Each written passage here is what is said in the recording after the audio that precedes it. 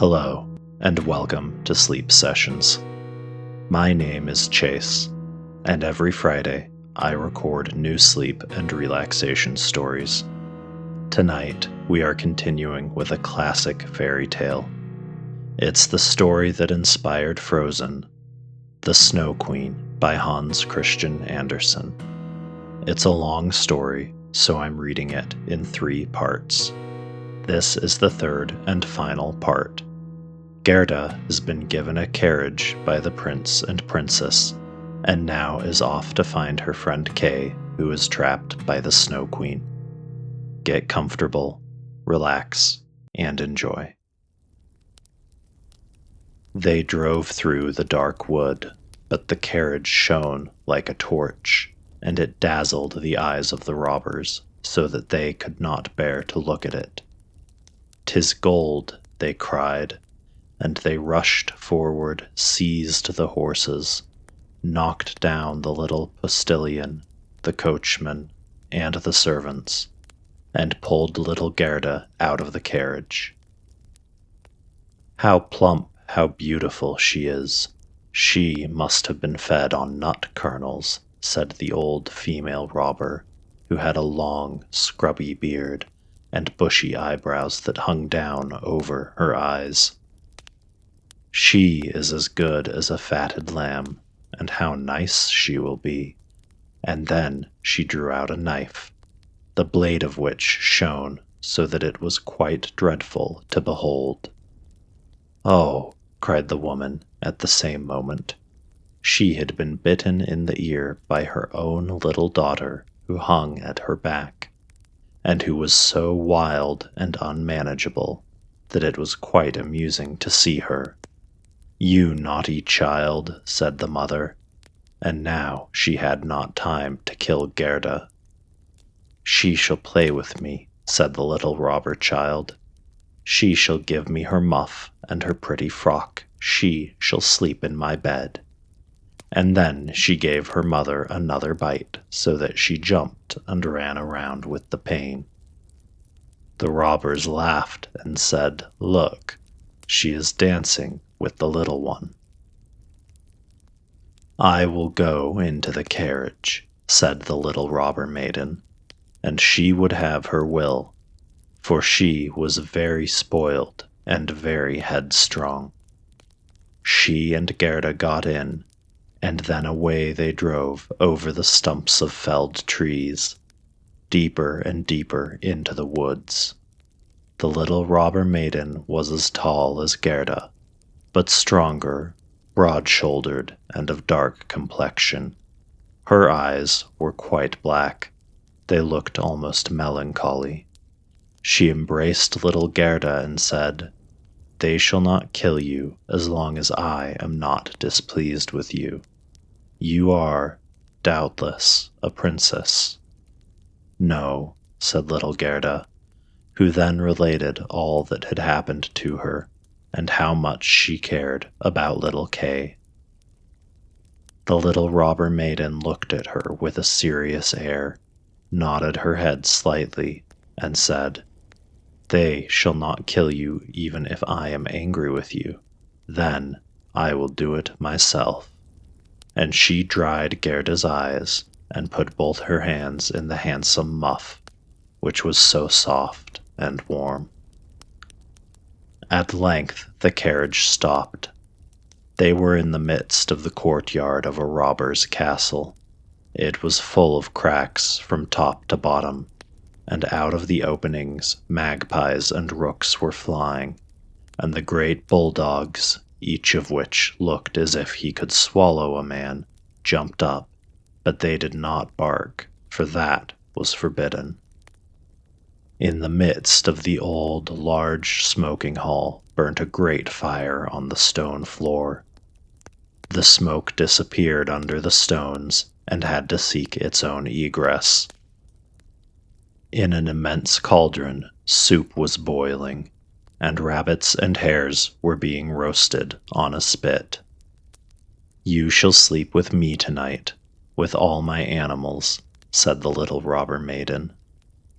They had something to eat and drink, and then went into a corner where straw and carpets were lying. Beside them, on laths and perches, sat nearly 100 pigeons, all asleep, seemingly, but yet they moved little when the robber maiden came. "They are all mine," she said, at the same time seizing one that was next to her by the legs, shaking it so that its wings fluttered. "Kiss it," cried the little girl, and flung the pigeon in Gerda's face. "Up there is a rabble of wood," continued she, pointing to several laths which were fastened before a hole high up in the wall. "That's the rabble. They would all fly away immediately if they were not well fastened in. And here is my dear old Bach." She laid hold the horns of a reindeer that had a bright copper ring around its neck and was tethered to the spot. "We are obliged to lock this fellow in too, or he would make his escape. Every evening I tickle his neck with my sharp knife. He is so frightened at it." The little girl drew forth a long knife from the crack in the wall and let it glide over the reindeer's neck. The poor animal kicked, the girl laughed, and pulled Gerda into bed with her. "Do you intend to keep your knife while you sleep?" asked Gerda, looking at it rather fearfully. "I always sleep with the knife," said the little robber maiden. "There's no knowing what may happen. But tell me now, once more, all about little Kay, and why you have started off into the wide world alone." And Gerda related all, from the very beginning. The wood pigeons cooed above in their cage, and the others slept. The little robber maiden wound her arm round Gerda's neck, held the knife in the other hand, and snored so loud that everybody could hear her. But Gerda could not close her eyes, for she did not know whether she was to live or die. The robbers sat round the fire, sang and drank, and the old female robber jumped about so that it was quite dreadful for Gerda to see her. Then the wood pigeons said, "Coo, coo, we have seen little Kay.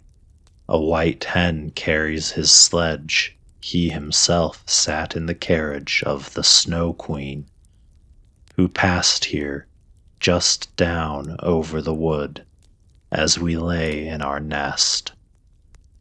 She blew upon us young ones, and all died except we two. Coo, coo." "What is that you say up there?" cried little Gerda. "Where did the Snow Queen go to? Do you know anything about it?" "She is no doubt gone to Lapland, for there is always snow and ice there. Only ask the reindeer, who is tethered there. Ice and snow is there. There it is, glorious and beautiful," said the reindeer. "One can spring about in large, shining valleys. The Snow Queen has her summer tent there, but her fixed abode is high up toward the North Pole, on the island called Spitzbergen." "Oh, Kay, poor little Kay," sighed Gerda. "Do you choose to be quiet?" said the robber maiden. "If you don't, I shall make you." In the morning, Gerda told her all that the wood pigeons had said, and the little maiden looked very serious, but she nodded her head and said, "That's no matter, that's no matter. "Do you know where Lapland lies?" she asked of the reindeer. "Who should know better than I?" said the animal, and his eyes rolled in his head. "I was born and bred there. There I leapt on the fields of snow." "Listen," said the robber maiden to Gerda. "You see that the men are gone, but my mother is still here, and she will remain. However, towards morning, she takes a draught of a large flask, and then she sleeps a little. Then I will do something for you." She jumped out of the bed, flew to her mother with her arms round her neck, pulling her by the beard, and said, "Good morrow, my sweet nanny goat of a mother." And her mother took hold of her nose and pinched it till it was red and blue, but this was all done out of pure love. When the mother had taken a sup at her flask and was having a nap, the little robber maiden went to the reindeer and said, "I should very much like to give you still many a tickling with the sharp knife, for you are so amusing. However, I will untether you and help you out, so that you may go back to Lapland. But you must make good use of your legs, and take this little girl for me to the palace of the Snow Queen, where her playfellow is." You have heard, I suppose, all she said, for she spoke loud enough, and you were listening. The reindeer gave a bound for joy. The robber maiden lifted up little Gerda and took the precaution to bind her fast on the reindeer's back. She even gave her a small cushion to sit on. "Here are your worsted leggings, for it will be cold, but the muff I shall keep for myself. It is so very pretty. But I do not wish you to be cold. Here is a pair of lined gloves of my mother's. They just reach up to your elbow. On with them. And now you look about the hands, just like my ugly old mother." And Gerda wept for joy. "I can't bear to see you fretting," said the little robber maiden. "This is just the time when you ought to look pleased. Here are 2 loaves and a ham for you so that you won't starve." The bread and the meat were fastened to the reindeer's back.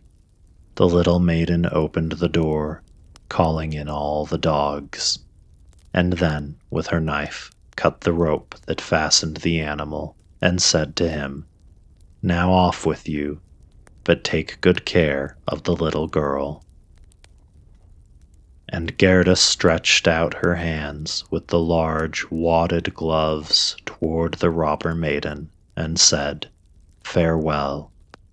And the reindeer flew on over the brush and bramble, through the great wood, over moor and heath as fast as he could go. "Tza, tza," was heard in the sky.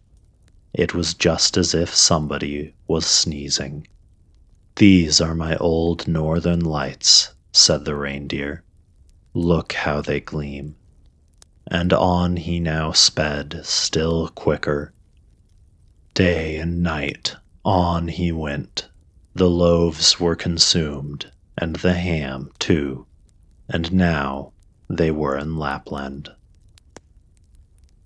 Suddenly, they stopped before a little house, which looked very miserable. The roof reached to the ground, and the door was so low that the family were obliged to creep upon their stomachs when they went in or out. Nobody was at home except an old Lapland woman who was dressing fish by the light of an oil lamp, and the reindeer told her the whole of Gerda's history. but first of all his own, for that seemed to him of much greater importance. Gerda was so chilled that she could not speak. "Poor thing," said the Lapland woman, "you have far to run still. You have more than 100 miles to go before you get to Finland. There the Snow Queen has her country house, and burns blue lights every evening. I will give you a few words from me, which I will write on a dried haberdine. For paper I have none. This you can take with you to the Finland woman, and she will be able to give you more information than I can." When Gerda had warmed herself, and had eaten and drunk, the Lapland woman wrote a few words on a dried haberdine, begged Gerda to take care of them, and put her on the reindeer, bound her fast, and away sprang the animal. Za, za, was heard again in the air.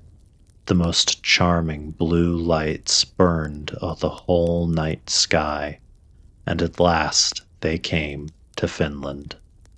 They knocked at the chimney of the Finland woman, for as to a door, she had none. There was such a heat inside that the Finland woman herself went about almost naked. She was diminutive and dirty. She immediately loosened little Gerda's clothes, pulled off her thick gloves and boots, for otherwise the heat would have been too great, and after laying a piece of ice on the reindeer's head, read what was written on the fish skin. She read it 3 times, then she knew it by heart. So she put the fish into the cupboard, for it might very well be eaten, and she never threw anything away. Then the reindeer related his own story first, and afterward that of little Gerda, and the Finland woman winked her eyes, but said nothing. "You are so clever," said the reindeer. "You can, I know, twist all the winds of the world together in a knot. If the seaman loosens one knot, he has a good wind. If a second, it blows stiffly. If he undoes the third and the fourth, then it rages, so that forests are upturned. Will you give the little maiden a potion, that she may possess the strength of 12 men and vanquish the Snow Queen?" "The strength of 12 men," said the Finland woman. "Much good that would be." She went to a cupboard and drew out a large skin rolled up. When she had unrolled it, strange characters were to be seen thereon, and the Finland woman read at such a rate that the perspiration trickled down her forehead. But the reindeer begged so hard for little Gerda, and Gerda looked so imploringly with tearful eyes at the Finland woman, that she winked, and drew the reindeer aside into a corner, where they were whispered together, while the animal got some fresh ice put on his head. "'Tis true, little Kay is at the Snow Queen's, and finds everything there quite to his taste.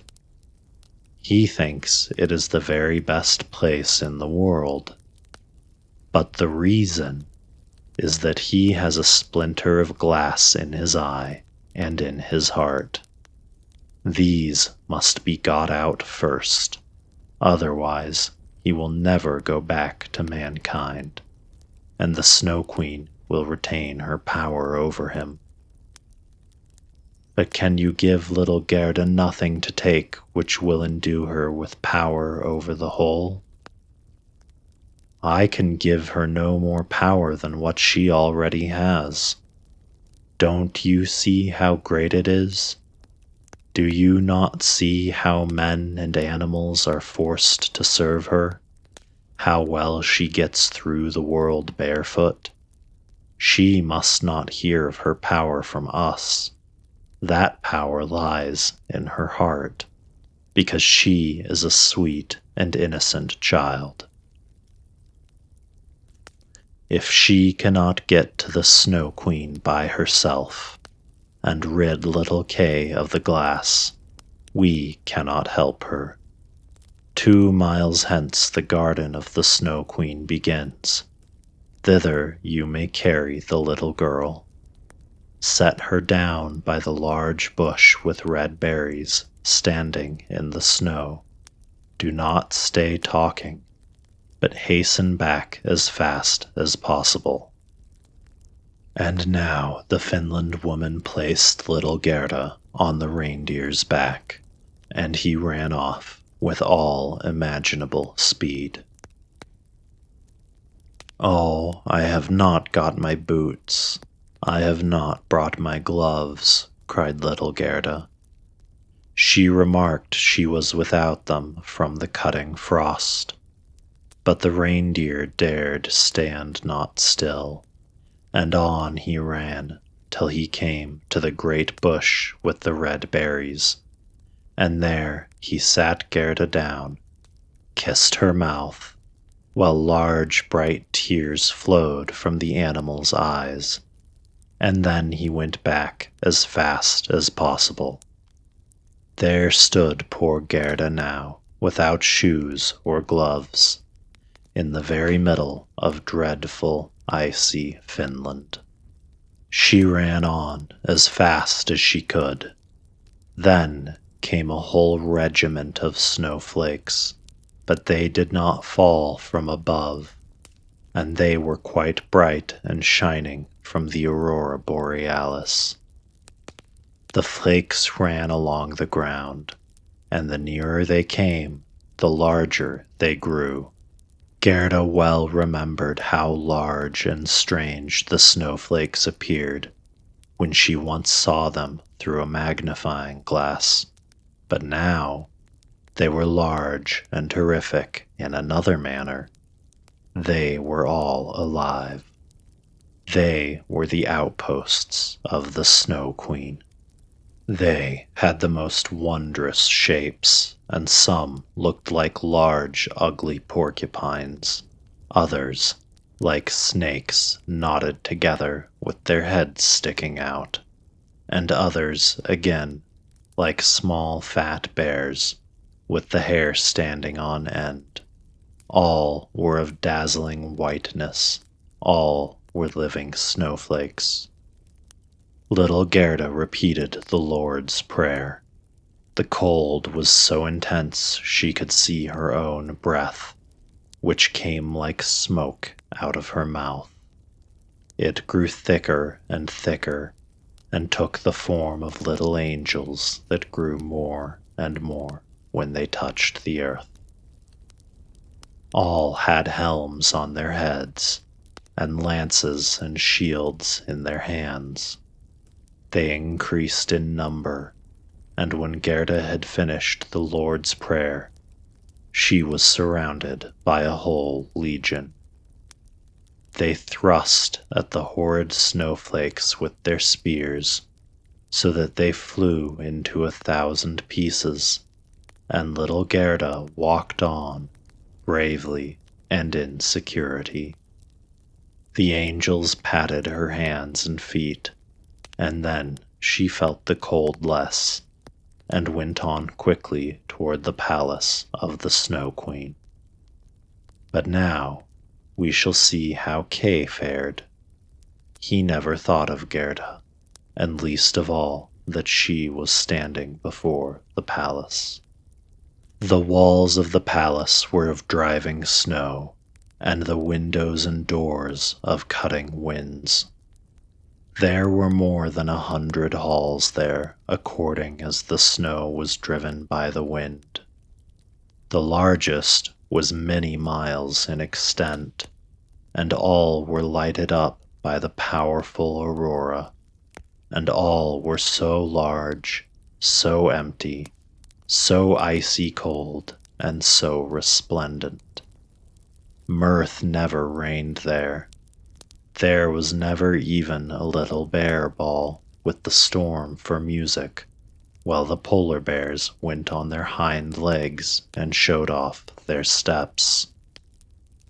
Never a little tea party of a white young lady fox's. Vast, cold, and empty were the halls of the Snow Queen. The northern lights shone with such precision that one could tell exactly where they were at their highest or lowest degree of brightness. In the middle of the empty, endless hall of snow was a frozen lake. It was cracked in 1,000 pieces, but each piece was so like the others that it seemed the work of a cunning artificer. In the middle of this lake sat the Snow Queen when she was at home, and then she said she was sitting in the mirror of understanding, and that this was the only one and the best thing in the world. Little Kay was quite blue, nearly black with cold, but he did not observe it, for she had kissed away all feeling of cold from his body, and his heart was a lump of ice. He was dragging along some pointed, flat pieces of ice, which he laid together in all possible ways, for he wanted to make something with them, just as we have little flat pieces of wood to make geometrical figures with. Kay made all sorts of figures, the most complicated, for it was an ice puzzle for the understanding. In his eyes, the figures were extraordinarily beautiful and of the utmost importance, for the bit of glass which was in his eye caused this. He found whole figures which represented a written word, but he could never manage to represent just the word he wanted. That word was eternity. The Snow Queen had said, "If you can discover that figure, you shall be your own master, and I will make you a present of the whole world and a pair of new skates." But he could not find it out. "I am going now to warm lands," said the Snow Queen. "I must have a look down into the black cauldrons." It was the volcanoes Vesuvius and Etna that she meant. "I will just give them a coating of white, for that is as it ought to be. Besides, it is good for the oranges and the grapes." And then away she flew. And Kay sat quite alone in the empty halls of ice that were miles long, and looked at blocks of ice and thought until his skull was almost cracked. There he sat quite benumbed and motionless. One would have imagined he was frozen to death. Suddenly, little Gerda stepped through the great portal into the palace. The gate was formed of cutting winds, but Gerda repeated her evening prayer, and the winds were laid as though they slept, and the little maiden entered the vast, empty, cold halls. There she beheld Kay, recognized him, flew to embrace him, and cried out, her arms firmly holding him the while, "Kay, sweet little Kay, have I found you at last?" But he sat quite still, benumbed and cold. Then little Gerda shed burning tears, and they fell on his bosom. They penetrated to his heart. They thawed the lumps of ice and consumed the splinters of the looking-glass. He looked at her, and she sang their hymn. The rose in the valley is so blooming sweet, and angels there descend the children to greet. Hereupon Kay burst into tears. He wept so much that the splinter rolled out of his eye, and he recognized her and shouted, "Gerda, sweet little Gerda, where have you been so long? And where have I been?" He looked round him. "How cold it is here," said he. "How empty and cold." And he held fast by Gerda, who laughed and wept for joy. It was so beautiful that even the blocks of ice danced about for joy, and when they were tired and laid themselves down, they formed exactly the letters which the Snow Queen had told him to find out. So now he was his own master, and he would have the whole world and a pair of new skates into the bargain. Gerda kissed his cheeks, and they grew quite blooming. She kissed his eyes, and they shone like her own. She kissed his hands and feet, and he was again well and merry. The Snow Queen might come back as soon as she liked. There stood his discharge, written in resplendent masses of ice. They took each other by the hand and wandered forth out of the large hall. They talked to their old grandmother and of the roses upon the roof, and wherever they went the winds ceased raging and the sun burst forth. And when they reached the bush with the red berries, they found the reindeer waiting for them.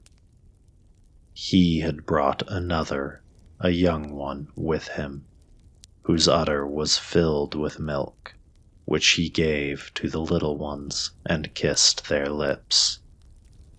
They then carried Kay and Gerda first to the Finland woman, where they warmed themselves in the warm room and learned what they were to do on their journey home.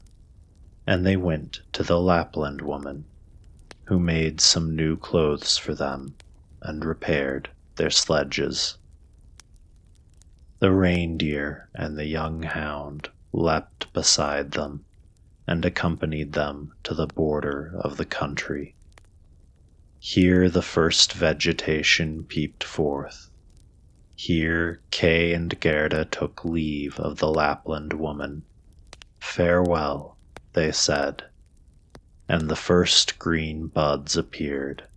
The first little birds began to chirrup, and out of the wood came riding, on a magnificent horse which Gerda knew, a young damsel with a bright red cap on her head and armed with pistols. It was the little robber maiden, who, tired of being at home, had determined to make a journey to the north, and afterwards in another direction if that did not please her. She recognized Gerda immediately, and Gerda knew her too. It was a joyful meeting. "You are a fine fellow for tramping about," said she to little Kay. "I should like to know, faith, if you deserve that one should run from one end of the world to the other for your sake." But Gerda patted her cheeks and inquired for the prince and princess. "But they are gone abroad," said the other. "But the raven?" asked little Gerda. "Oh, the raven is dead," she answered. "His tame sweetheart is a widow, and wears a bit of black worsted round her leg. She laments most piteously, but it's all mere talk and stuff. Now tell me what you've been doing, and how you managed to catch him." And Gerda and Kay both told their story. "And Schnip, Schnap, Schnurr, Baslur," said the robber maiden, and she took the hands of each, and promised that if she should some day pass through the town where they lived, she would come and visit them, and then she rode away. Kay and Gerda took each other's hand. It was lovely spring weather, with an abundance of flowers and verdure. The church bells rang, and the children recognized the high towers and the large town. It was that in which they dwelt.